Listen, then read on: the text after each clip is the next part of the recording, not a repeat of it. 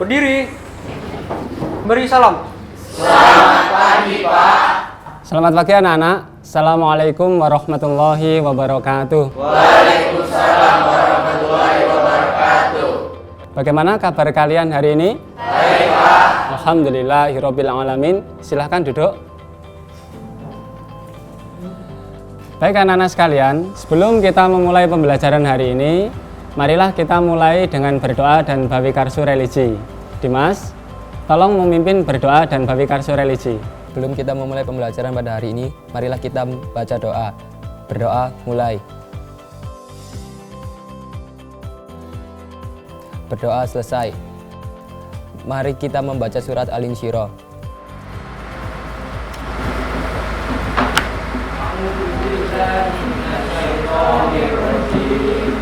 Bismillahirrahmanirrahim. Alam nashrah laka sadrak wa wada'na 'anka wizrak alladhi anqadha dhahrak wa rafa'na laka dhikrak fa inna ma'al usri yusra inna ma'al usri yusra fa idza faragta fansab wa ila rabbika farghab. Cavita, tolong memimpin menyanyikan lagu Indonesia Raya. Baik, Pak.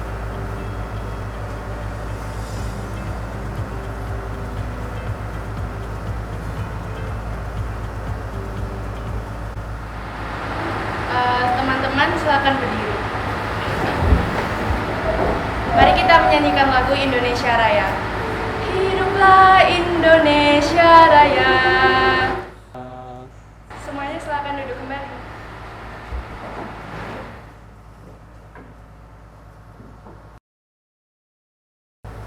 Bapak absen dulu ya. Ahmad Satrio. Hadir, Pak.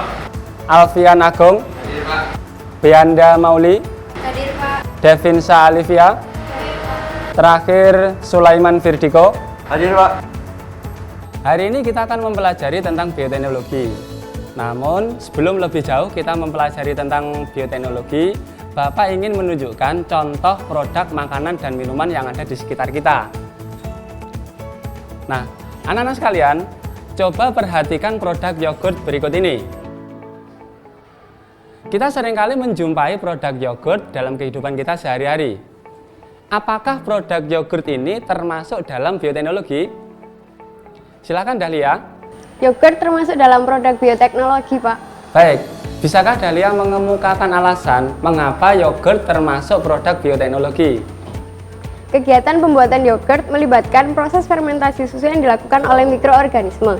Untuk membuat yogurt, susu dipasteurisasi terlebih dahulu. Selanjutnya, sebagian besar lemaknya akan dibuang. Mikroorganisme yang berperan dalam pembuatan yogurt yaitu Lactobacillus bulgaricus dan Streptococcus thermophilus. Kedua bakteri ini nantinya akan ditambahkan pada susu dengan jumlah yang tepat. Kemudian akan disimpan pada temperatur yang sesuai. Pada saat penyimpanan inilah pH akan turun sebagai akibat dari kegiatan bakteri asam laktat. Selanjutnya susu didinginkan dan dapat diberi cita rasa. Penjelasan yang tepat, Dahlia. Bagus. Nah, sekarang coba perhatikan produk roti berikut ini. Apakah dalam proses pembuatan roti juga melibatkan bioteknologi? Silakan Berita. Proses pembuatan roti juga melibatkan proses bioteknologi, Pak. Bisakah Berita menjelaskan mengapa dalam proses pembuatan roti juga melibatkan bioteknologi? Karena pada pembuatan roti terjadi proses fermentasi yang dilakukan oleh mikroorganisme berupa Saccharomyces cerevisiae. Nah, mikroorganisme ini dapat menghasilkan gas karbon dioksida yang nantinya akan ditahan oleh adonan dan dapat menyebabkan adonan ini mengembang ketika dibiarkan dalam keadaan tertutup pada suhu ruang. Selain itu, juga dihasilkan alkohol dan asam-asam organik yang dapat menurunkan pH pada adonan. Nah, alkohol dan penurunan pH pada adonan inilah yang dapat memberikan rasa pada roti. Bagus, penjelasan yang tepat Berita.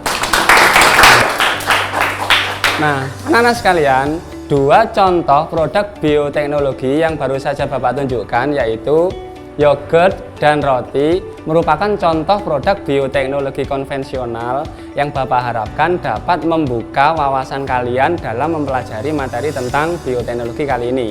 Nah, anak-anak sekalian, sekarang coba perhatikan gambar berikut. Nah, dalam kehidupan sehari-hari, kita seringkali menjumpai produk makanan dan minuman hasil bioteknologi. Gambar pertama adalah keju. Keju ini adalah produk bioteknologi hasil fermentasi asam laktat, yaitu Lactobacillus bulgaricus dan Streptococcus thermophilus. Nah, sedangkan gambar yang kedua adalah kecap, yang merupakan produk fermentasi dari Aspergillus wenti.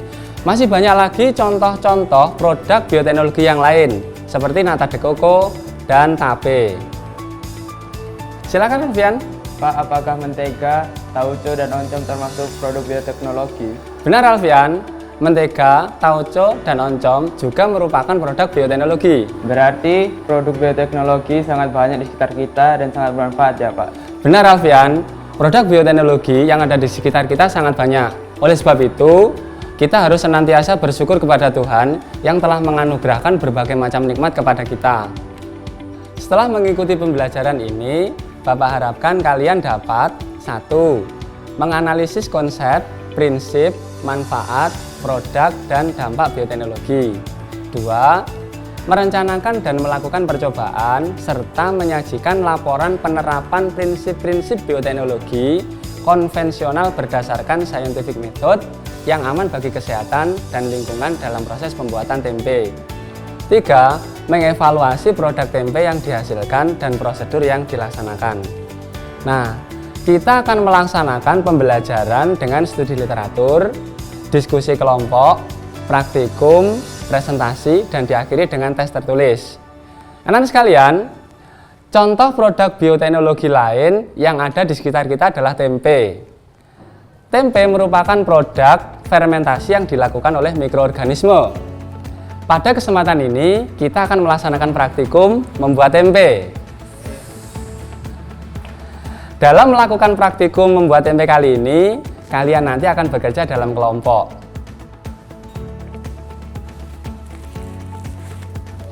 Nah, anak-anak sekalian, coba perhatikan produk tempe yang Bapak bawa.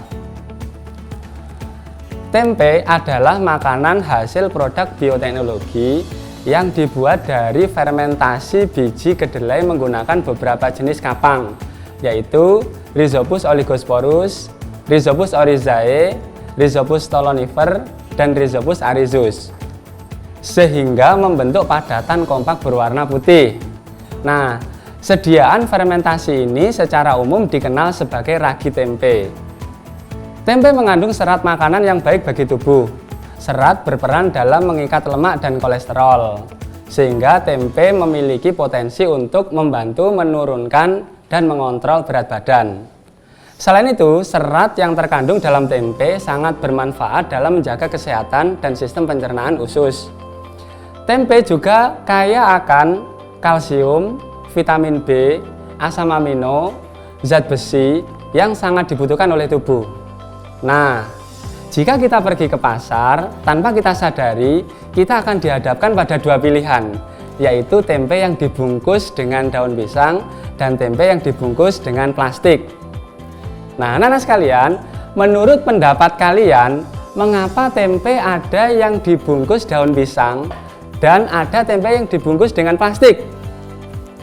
Silakan, Sinta. Karena pembungkus daun pisang dan plastik masing-masing memiliki karakteristik yang unik, Pak.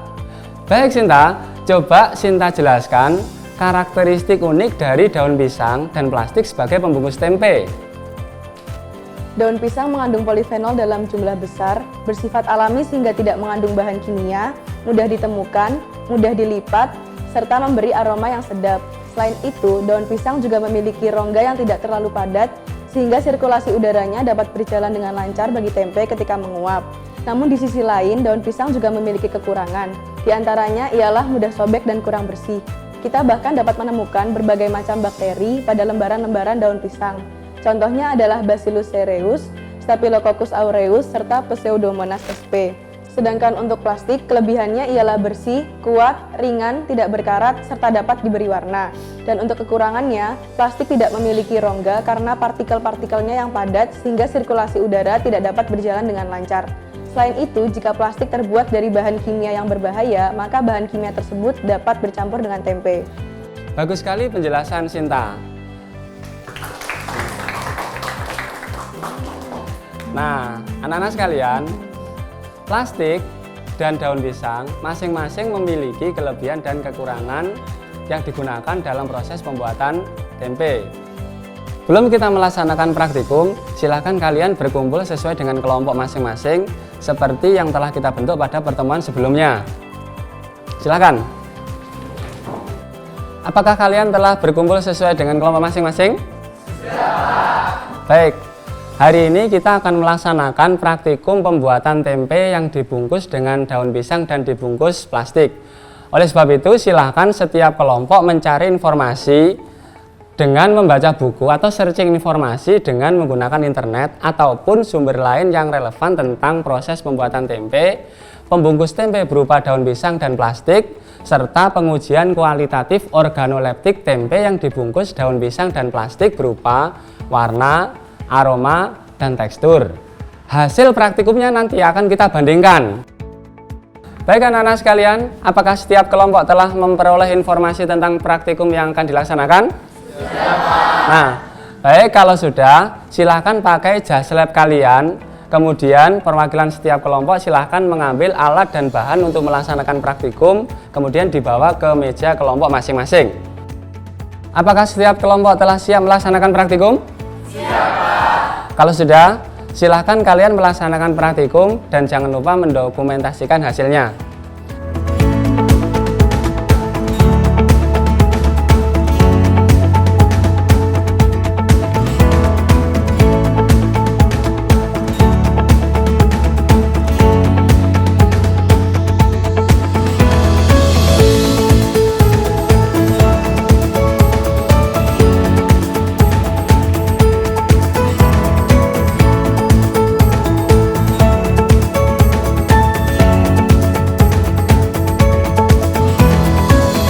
Apakah setiap kelompok telah menyelesaikan praktikumnya?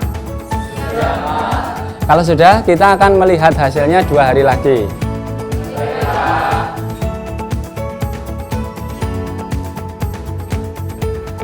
Anak-anak sekalian, hari ini kita akan melihat hasil tempe yang telah dikerjakan oleh masing-masing kelompok. Silakan setiap kelompok perwakilannya mengambil tempe di belakang.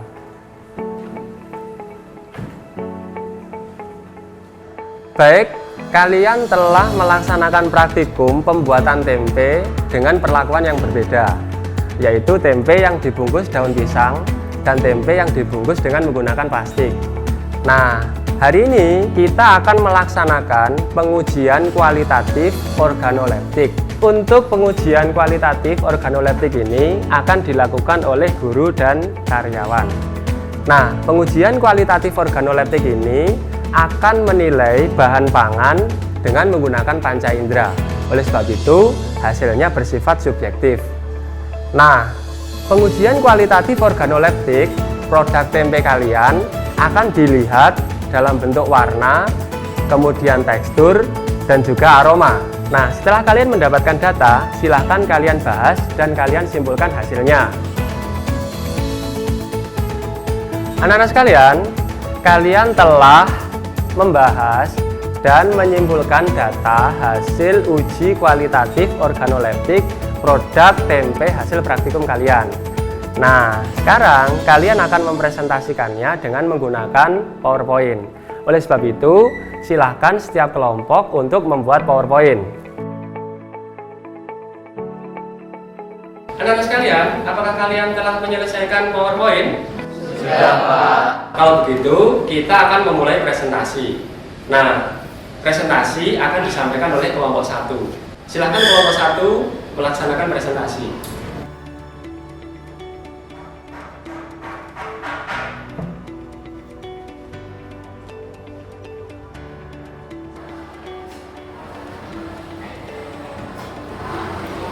Assalamualaikum warahmatullahi wabarakatuh. Waalaikumsalam warahmatullahi wabarakatuh. Pada kesempatan ini, kami akan menyampaikan proses pembuatan tempe menggunakan pembungkus daun pisang dan plastik beserta hasil uji organoleptiknya. Langkah-langkah dalam pembuatan tempe, yang pertama adalah merendam kacang kedelai ke dalam panci selama kurang lebih 2 jam. Yang kedua, merebus kacang kedelai hingga mendidih agar memudahkan mengelupas kulitnya. Yang ketiga, setelah mendidih, tutup panci dan rendamlah kacang kedelai tersebut selama 8 jam. Setelah itu, kupas kulit kacang kedelai tersebut dengan cara diremas-remas. Selanjutnya, pisahkan kulit kacang kedelai tersebut dengan cara menggunakan saringan atau dibilas saja. Yang keenam, merebus kembali kedelai yang telah dibilas hingga mendidih. Yang ketujuh, meniriskan kedelai tersebut hingga dingin. Yang kedelapan, memindahkan kedelai tersebut ke wadah yang lebih lebar sambil menganginkannya agar kedelai benar-benar kering dan dingin. Yang kesembilan, memasukkan ragi tempe pada biji kedelai secara merata, kemudian mengaduknya hingga rata. Lalu memasukkan sebagian biji kedelai yang sudah diberi ragi tersebut ke dalam kantong plastik dan sebagian lagi dibungkus dengan daun pisang. Selanjutnya, menusuk-nusuk daun pisang dan plastik dengan menggunakan tusuk gigi. Selanjutnya, meratakan kedelai dalam plastik maupun daun pisang, lalu menaruh di tempat yang sirkulasi udaranya baik. Dan yang terakhir, menunggu proses fermentasi selama 2 hari. Adapun hasil pengujian organoleptik tempe yang dibungkus daun pisang dan plastik berupa warna, aroma, dan tekstur tidak menunjukkan perbedaan yang nyata. Tempe yang dibungkus daun pisang dan plastik, keduanya menunjukkan warna putih, beraroma khas tempe, dan memiliki tekstur yang kompak. Ciri-ciri tersebut memenuhi mutu tempe yang baik. Namun demikian, hasil kaji beberapa literatur menunjukkan bahwa penggunaan jenis pembungkus yang berbeda berpengaruh terhadap sifat organoleptik seperti warna, aroma, dan tekstur pada tempe. Demikian presentasi dari kelompok 1. Apakah ada pertanyaan atau tambahan dari kelompok lain? Ya, silakan Bianda. Kelompok 3 juga memperoleh data yang serupa dengan kelompok 1. Akan tetapi, sebagian besar panelis memberikan komentar bahwa mereka lebih menyukai tempe yang dibungkus dengan daun pisang karena bersifat alami sehingga lebih aman untuk kesehatan. Ya, silakan Diko. Kelompok 2 juga mendapat komentar dari beberapa panelis bahwa sisa bungkus plastik tempe dapat menyebabkan pencemaran lingkungan karena jika dibuang sembarangan, plastik tersebut akan sulit untuk diurai. Silakan Devinsa. Mengapa warna putih pada tempe menjadi indikator tempe yang bermutu baik? Warna putih pada tempe disebabkan adanya micelea kapang yang tumbuh pada permukaan biji kedelai. Bila micelea tumbuh dengan baik, warna tempe menjadi semakin putih. Selain itu, lebatnya micelea juga membuat struktur tempe menjadi semakin kompak. Sekian presentasi dari kami. Wassalamualaikum warahmatullahi wabarakatuh. Waalaikumsalam warahmatullahi wabarakatuh. Sekarang kita akan melaksanakan refleksi atau evaluasi hasil praktikum yang telah kalian kerjakan. Apakah ada yang ingin berpendapat? Silakan Nabila. Dalam praktikum proses pembuatan tempe, selain menggunakan bungkus daun pisang dan plastik, juga bisa menggunakan daun jati sehingga hasilnya lebih lengkap. Baik, terima kasih Nabila. Nah, berdasarkan proses pembelajaran yang telah kita laksanakan, apakah yang dapat kita simpulkan? Silakan Jody. Bioteknologi merupakan cabang ilmu yang mempelajari tentang pemanfaatan makhluk hidup maupun produk yang berasal dari makhluk hidup dalam proses produksi untuk menghasilkan barang maupun jasa. Bioteknologi sangat bermanfaat bagi kehidupan manusia, misalnya dalam menghasilkan produk makanan seperti tempe. Bagus, Jody. Apakah ada pendapat lain? Silakan Fabian. Proses bioteknologi juga dapat berdampak negatif bila tidak ditangani dengan benar, seperti pencemaran lingkungan oleh limbah industri tempe. Bagus Fabian. Anak-anak sekalian, setelah selesai proses pembelajaran, silahkan kalian kumpulkan laporan hasil praktikum dalam bentuk PowerPoint ke email Bapak. Baik, Pak. Anak-anak sekalian, Bapak ingin mengetahui seberapa jauh pemahaman kalian tentang hasil pembelajaran hari ini. Oleh sebab itu, silahkan kerjakan kuis ini dengan baik.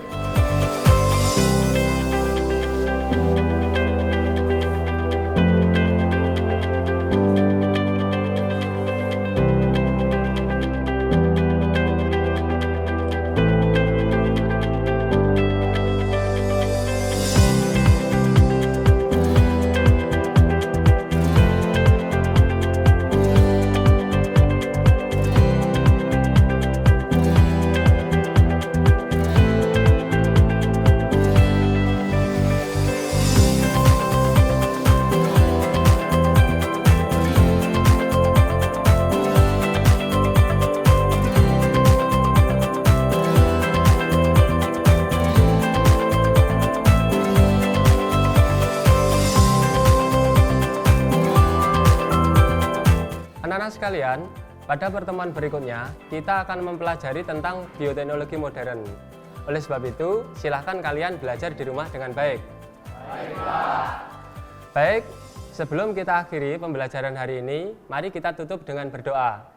Perwakilan kelas, silahkan memimpin berdoa. Berdoa menurut keyakinan dan agama masing-masing. Berdoa mulai.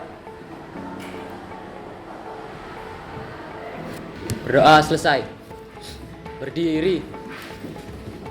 Memberi salam. Selamat siang, Pak. Selamat siang.